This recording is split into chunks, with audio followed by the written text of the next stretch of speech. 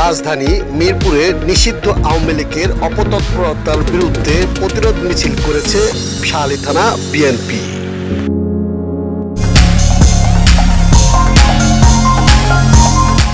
নিষিদ্ধ ঘোষিত বাংলাদেশ আওয়ামী লীগের অপপ্রচার ও নাশকতা কর্মকাণ্ড ও সন্ত্রাসী পরিকল্পনার বিরুদ্ধে দেশব্যাপী বিভিন্ন স্থানে বিএনপির বিক্ষোভ মিছিল ও প্রতিবাদ মিছিল অনুষ্ঠিত হয়েছে। সম্প্রতি সময় দলটির গোপন তৎপরতা এবং বিশৃঙ্খলা সৃষ্টির চেষ্টা রুখে দিতে বিএনপি সহ দলীয় বিভিন্ন সংগঠন এসব প্রতিবাদ কর্মসূচি পালন করেন। সারা দেশে আওয়ামী লীগের কার্যক্রম নিষিদ্ধ হওয়ার পর থেকে বিভিন্ন স্থানে দলটি ঝটিকা মিছিল ও তার বিপরীতে পাল্টা বিক্ষোভ মিছিল কর্মসূচি করেছে বিএনপি সহ সহযোগী সংগঠন।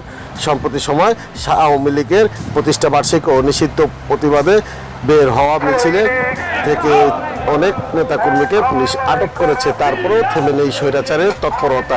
একই ধারাবাহিকতায় আওয়ামী লীগের যে কোনো ধরনের অপতৎপরতা রুখে দিতে দেশব্যাপী প্রতিরোধ মিছিল করেছে বিএনপি ও তার সহযোগী সংগঠনগুলো।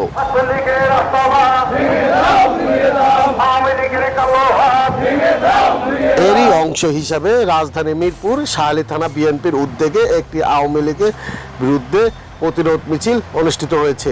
শাহালি থানা বিএনপির যুগ্ম আহ্বায়ক খলিল চৌধুরীর নেতৃত্বে মিছিলটি সড়কের বিভিন্ন স্থান প্রদক্ষিণ করে।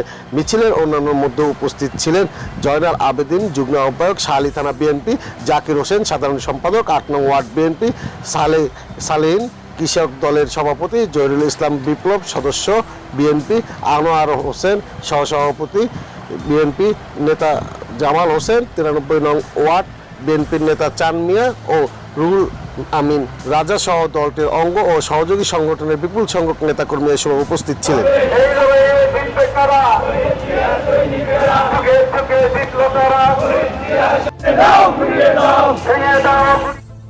সময় নিউজ ডেস্ক, ঢাকা।